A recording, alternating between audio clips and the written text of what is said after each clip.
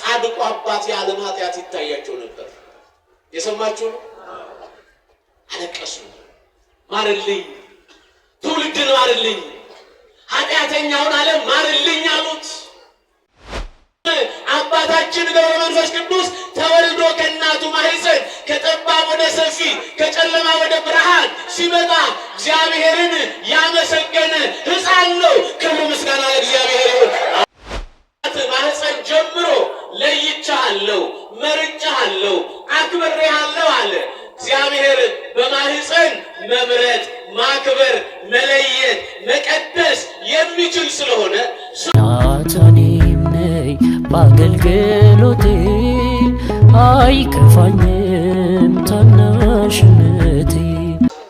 በዚህ ዕለት የታላቁን ጻድቅ የቅዱስ ገብረ መንፈስ ቅዱስን በረከት ለመቀበል ከሩቅም ከቅርብም የመጣችሁ ኦርቶዶክሳውያን ምዕመናንና ምዕመናት ሁላችሁም እንደምን አረፈዳችሁ? እንደምን አደራችሁ? እንደምን አላችሁ? በምሕረት የጠበቀን በጸጋ የጎበኘን እግዚአብሔር ይመስገን ብለን አንደበታችንን ለምስጋና ሕይወታችንን ለቅድስና የጠራ የመረጠ የአባቶቻችን አምላክ እግዚአብሔር ክብር ምስጋና ይግባው። እንኳን ለዚህ ታላቅ የበረከት ዕለት አደረሰን አደረሳችሁ።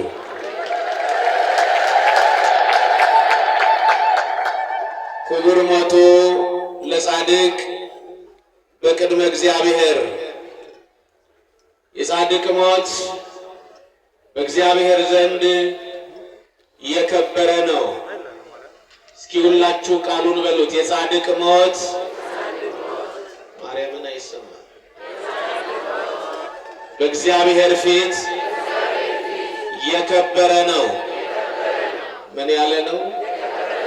የማን? የጻድቅ ምን? ሞት። ክብር ይግባውና ጌታችን መድኃኒታችን ኢየሱስ ክርስቶስ በሥጋ ማርያም ከመገለጡ አስቀድሞ 1000 ዘመን ሲቀረው የነበረው ልበ አምላክ የተባለው ቅዱስ ዳዊት በ115ኛው ምዕራፍ መዝሙር ላይ በቁጥር 5 የተነገረው የእግዚአብሔር ቃል ነው። ቅዱስ ዳዊት የክርስቶስን ጌትነት ፈጣሪነትና አምላክነት ብቻ ሳይሆን በቅድስና የኖሩ የቅዱሳንንም ሕይወት እንደየዘመኑና እንደየአገባቡ ከገለጡ ቅዱሳን የብሉይ ኪዳን አበው መካከል አንዱ ነው። እግዚአብሔር ከመረጣቸው ካከበራቸው ከብዙ ሰዎች መካከል በብሉይ ኪዳን ዳዊት የእግዚአብሔር ልብ ተብሎ ይጠራል። ልበ አምላክ ይባላል። በጣም የሚገርም ነው።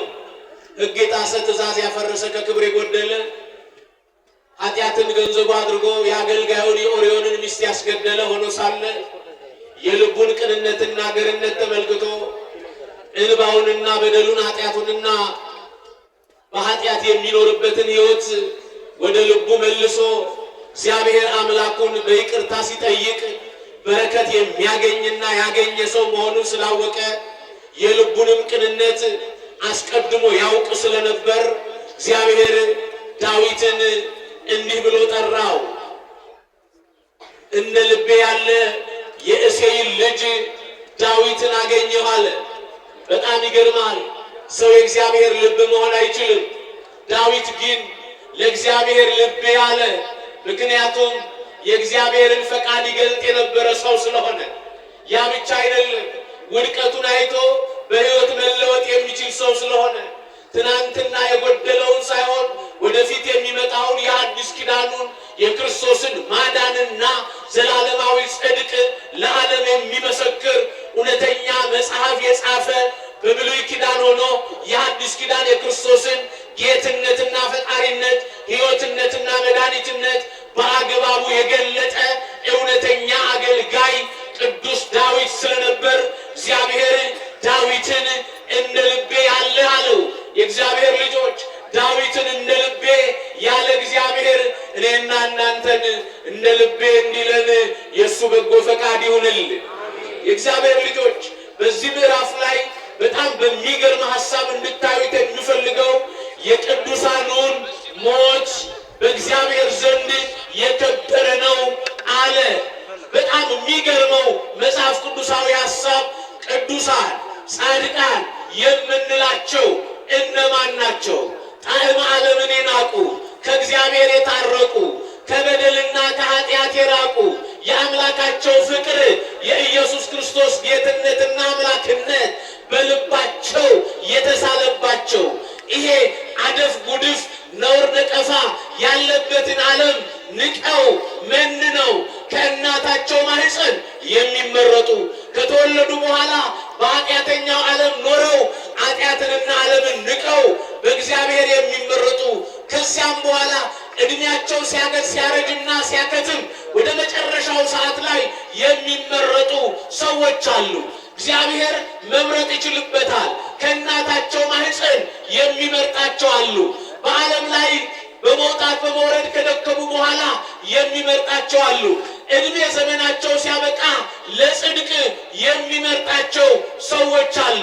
እግዚአብሔር ምርጫ ይችልበታል። ዛሬ ዓመታዊ መታሰቢያ በዓላቸውን የምናከብርላቸው ጻድቁ አባታችን አቡነ ገብረ መንፈስ ቅዱስ በእምነት ከበረቱ በቅድስና ከጸኑ ከስምዖንና ከአቅሌስያ የተገኙ የትዳር የመንፈሳዊነት የቅድስና ፍሬ ናቸው። በረከታቸው ለሁላችንም ይደርብን። እግዚአብሔር የተመሰገነ ይሁን። የቅድስና ፍሬ ናቸው። ታላቁ አባት ነቢየ እግዚአብሔር ኤርምያስ በትንቢተ ኤርምያስ ምዕራፍ 1 ቁጥር 4 ላይ እንዲህ አለ፣ ቀደስኩከ እምከርሰ እምከ ከእናትህ ማህፀን ጀምሮ ለይቼሃለሁ፣ መርጬሃለሁ፣ አክብሬሃለሁ አለ።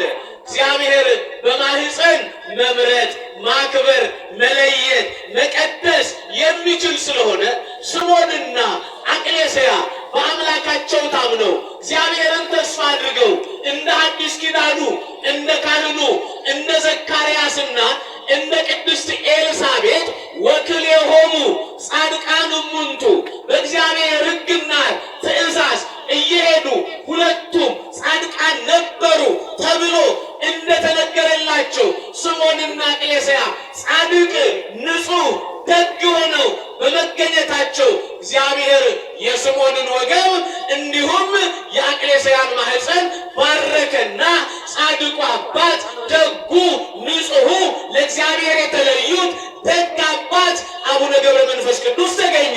ክብረ ምስጋና ለእግዚአብሔር ይሁን። አዎ ጻድቃን የሚወልዷቸው ልጆች የተቀደሰ ትዳር የሚያስገኘው ፍሬ የምድር በረከት ነው።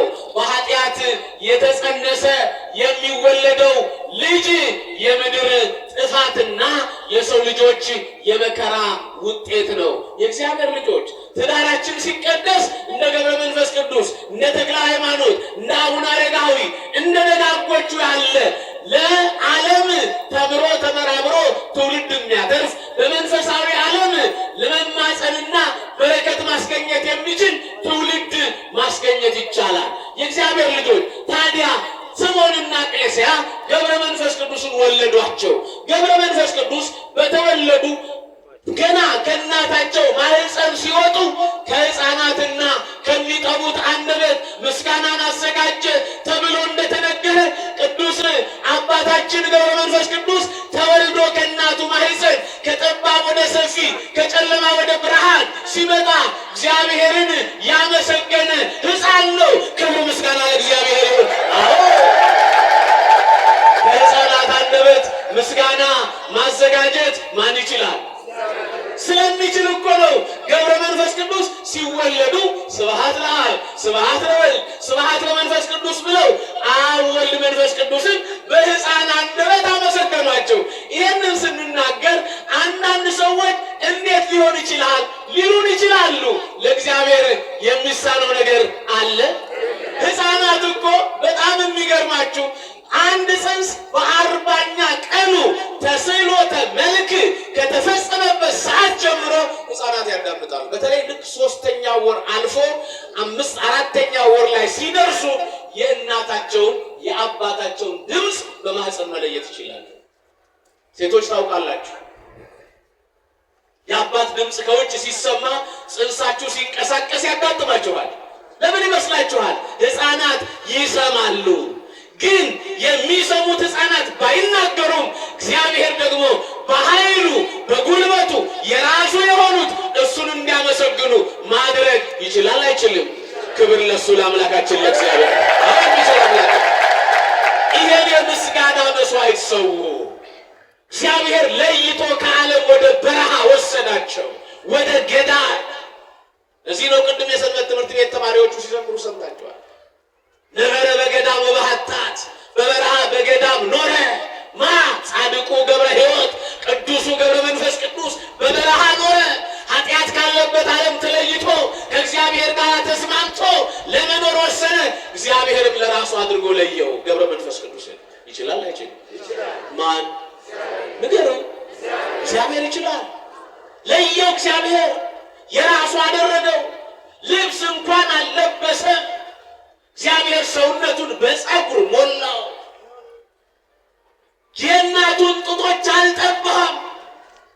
እግዚአብሔር ከእንስሳት ጡት እየጠባ እንዲያድግ አደረገው።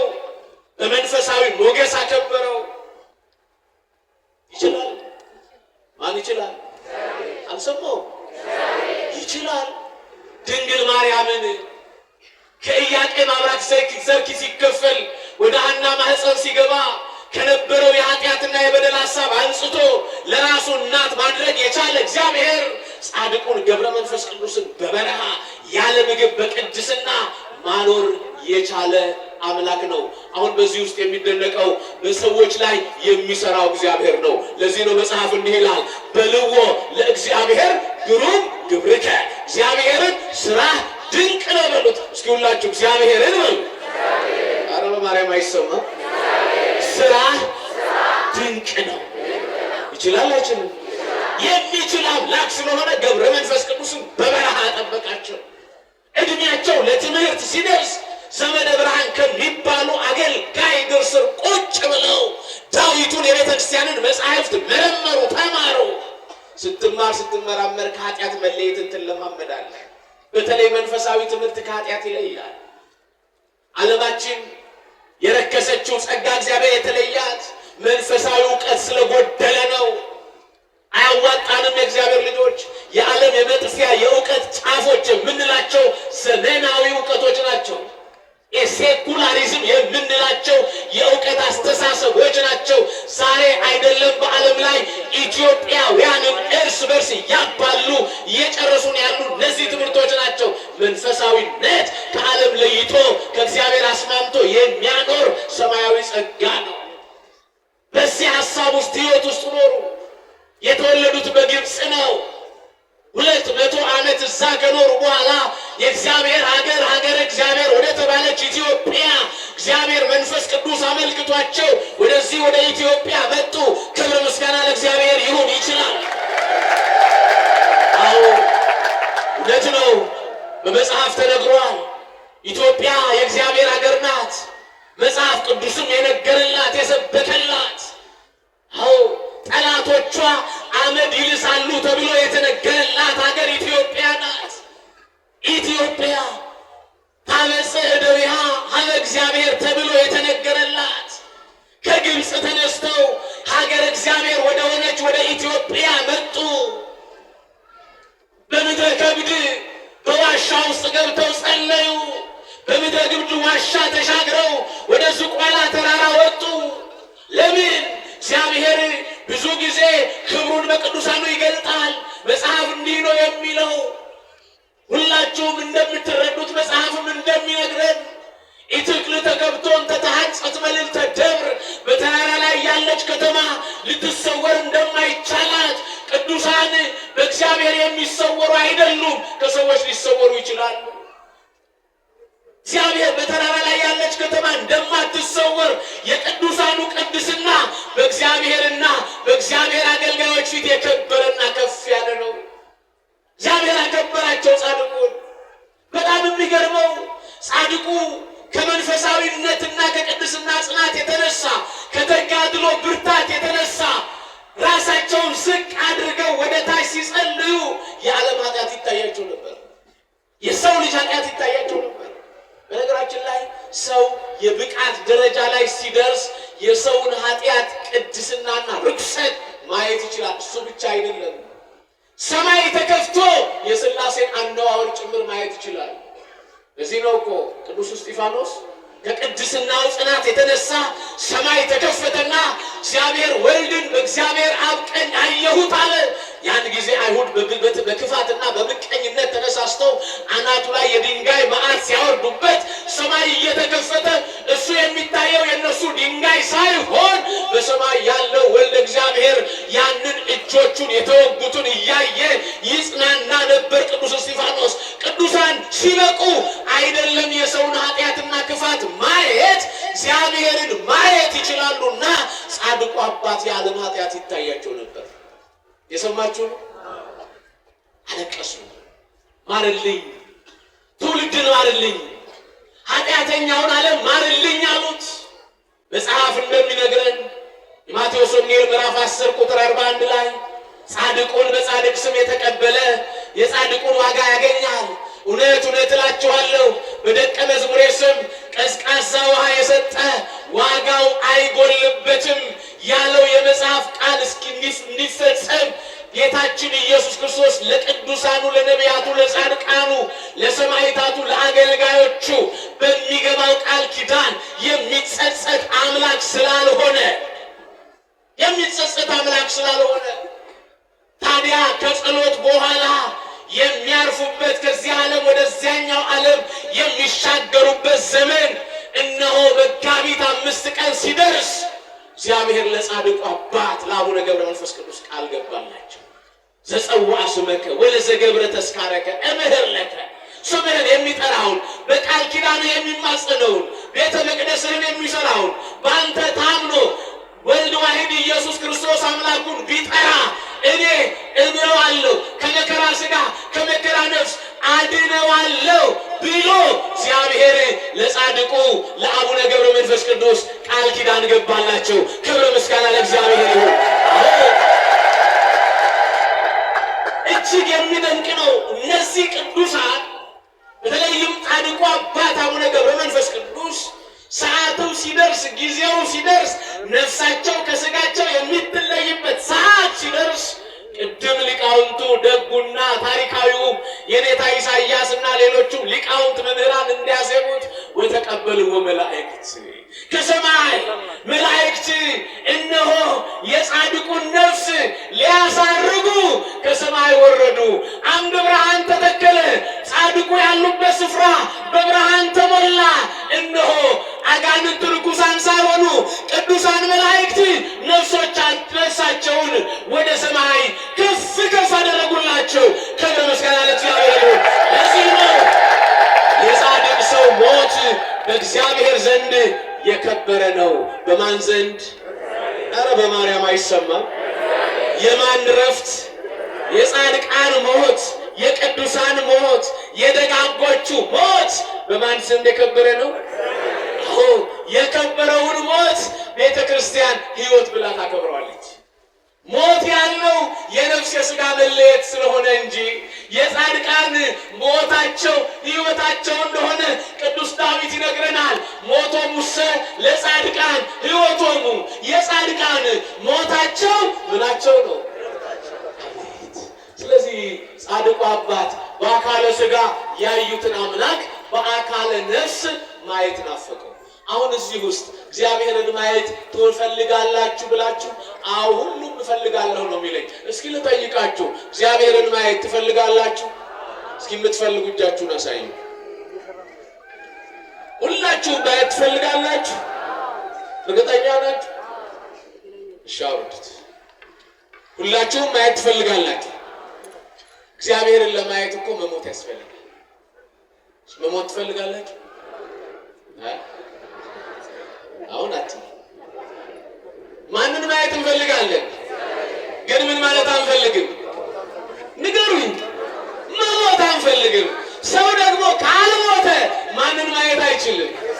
ስለዚህ ሰው በስጋው ይሞታል፣ በነፍሱ ግን ሕያው ነው። በተለይ ደግሞ መጽሐፍ ቅዱስ ምን ይላል መሰላችሁ? እናንተ ያመናችሁ ምን ያላችሁ? እናንተ ያመናችሁ የክርስቶስ በኩል ሕያዋን ናችሁ እንጂ ሙታን አይደላችሁም ይለናል። ክብር ምስጋና ለእግዚአብሔር። ከክርስቶስ የተነሳ ከመድኃኔዓለም የተነሳ ሁላችንም ሕያዋን ነን። ጻድቁ ሕያው ናቸው። መጽሐፍ ቅዱሳንን በሞታቸው እንኳን ሞታቸውን አይደለም የሚዘክረው። ቅዱስ ማቴዎስ ወንጌላዊ እንዲህ ብሎ የነገረን ጌታችን ኢየሱስ ክርስቶስ ያስተማረው ትምህርት ሲነግረን እኔ ያለ የአብርሃም የይስሐቅ የያዕቆብ አምላክ ነኝ አለ። ማን ያለው?